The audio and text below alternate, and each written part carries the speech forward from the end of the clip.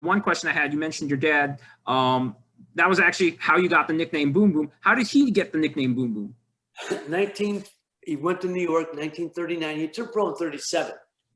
He'd been fighting around Youngstown about 2 years. Couldn't get nobody to fight him because my father was never to this day, I mean, ever his career, amateur pro, knocked out or stopped his whole career. My father had over 100-something fights since the pro and amateur, so that's pretty substantial. There's only 2 other guys of that era in the pros that were never knocked out or stopped that I know. Might be more, but there's 2 that I know. One of them was Kid Gavilan, and the other was Billy Graham. Mike might know some other, but anybody else. But, so he couldn't get no fights. Everyone knew him. He's a rough, tough guy. So he was beating everybody locally in Akron, Canton, Cleveland. That's what I mean, right? So now he went to New York. It was on a card. He was on undercard of a fight here when, and Mike knows, there was a champion from Farrell, PA, which is right down the street, about 50 miles, Sonny Horn, middleweight champ. And he fought in Youngstown, and he defended his title. And my father was on the undercard. So Ray Arcel, who worked with Sonny Horn, was there. One of the greatest trainers ever. I'm sorry? One of the greatest trainers ever, Ray. Probably the greatest. Maybe the greatest. Maybe the greatest, right? And so conversation. That's right, absolutely. And I'm going to tell you a funny story right after that, Slav. I tell you this. But anyway, so Ray Arcel, so my father's manager said, Ray, hey, can you do something with my kid? I can't do nothing with him. I can't take him to the next level. Can you help him? Ray said to my father, because he saw my father fight, he said, I'll tell you what, young man, you get yourself to New York, you look me up, give him at the Stillman's gym, you look me up, he says, and I'll train you. Well, my father went back, got his stuff together, like that, less than a week later, got collected enough money, got on the bus, went to New York, landed in New York. I think, wherever the bus landed, I don't know if it was Grand Central, wherever the buses land, and took a cab to Stillman's gym. He went in there, and Ray Arcel wasn't there because he had went away to work with another fighter, worked for a title. And he told me to look him up. My father told me who he was. So one of the other guys showed him where to stay, where the fighters were staying at the time, right? Ray Arcel came back in for whatever reason. He had to come back to the gym, and they said, hey, there's this young kid, Lenny Mancini, looking for you, kid from Youngstown. He said, you told him to come here and you train him. Ray said, oh, yeah. So he got in touch with him. Ray told him, look, I'm working with this guy. When I'm done with this fight, I'll come back and I'll work with you. Again, my father. So that was how he started. That was 1939. Well, his first fight was at the Broadway Arena, corner of Broadway and Halsey in Brooklyn, right? The fight, the Max Joss was the fight promoter, Max Joss.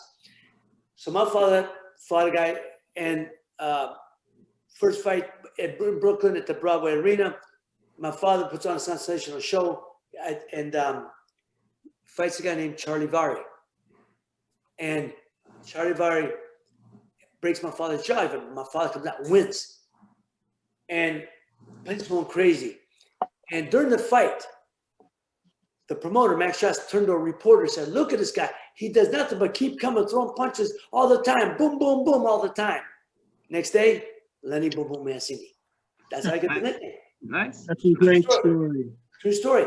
Now, it stuck with me. Look, when I was growing up, my mother was Mrs. Boom Boom. Mrs. Boom, my older sister, my brother, Little Boom. I was Boom Boom long for as a fact. I was Boom Boom Boom Junior, Little Boom, Baby Boom. When I played baseball, so I was Boom Boom long for as a fighter. But it's just the name stuck with me for whatever reason. It never stuck with my brother or my sister, obviously, but it stuck with me. With regard to can I tell you the story real fast? Go ahead. Real fast. After I fought in my first fight in New York, I moved to New York. My first fight fell for March 12th, 1981. A fight. Mike knows the guy. I write kid from Indianapolis, Norman Goins. Norman Goins, from Indiana. Indiana, right. I knock him out in the second round, right? So afterwards, they have Ray Arcel coming to the fight. My father, they have me. So we have the press conference, and they're in the back. Ray Arcel is though, he's sitting there, and they go, Ray, come on up. So Ray Arcel comes up, and he said, Ray, train the father. You say, what do you see anything similar in the kid? The father goes, oh, yes. Reminds me of a lot of his father. And he said, strong, aggressive. He said, Ray. They said, what do you see? He said, oh, what do you think of his future? Oh, this kid's got a great future, bright future. This kid's going to go places. Ray, what do you think he could do? What do you think he would have done against his father? Oh, no. He could have never beaten his father. I loved it. When they asked, how do you do this? Oh, no.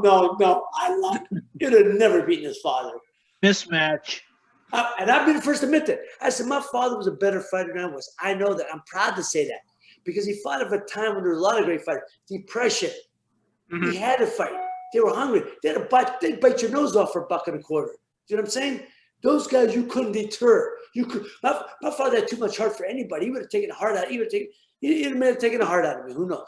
He took out the heart out of most fighters. Not only that, he was a war hero. Yeah. We read that he was injured. He was injured in the World War II. Yeah, a battle of Metz. And they got shot and hit with a mortar shell, left for dead. Mm-hmm. Got him to carried him, got him back to camp, to hospital for over a year. And doctor said, well, he lost so much blood. He said, so much shrapnel in his body. He said, they weren't sure he would live. And when he got through that, he said, well, certainly never walk again because the shrapnel. Eventually, got through that, he was able to walk again. And he said, well, certainly never fight. He proved him wrong. I was going to ask, I know that you winning the title meant so much to him. Was he at ringside? What was his reaction? Yeah. To that fight? If you watch the fight, in the ring, my mother felt like, my sister, we just hugged, we cried because it was my lifelong dream. Literally, since day one, people always said, if you weren't a fighter, I used to get this lot, 5 reporters, if you weren't a fighter, what would you have done? I said, I can't answer that. There's nothing else I ever wanted to do. Nothing else I ever wanted to be. I like to think I'd have been successful because I played baseball. I had a professional baseball offer. I had other opportunities. I had academics as well as athletic scholarship to go to college.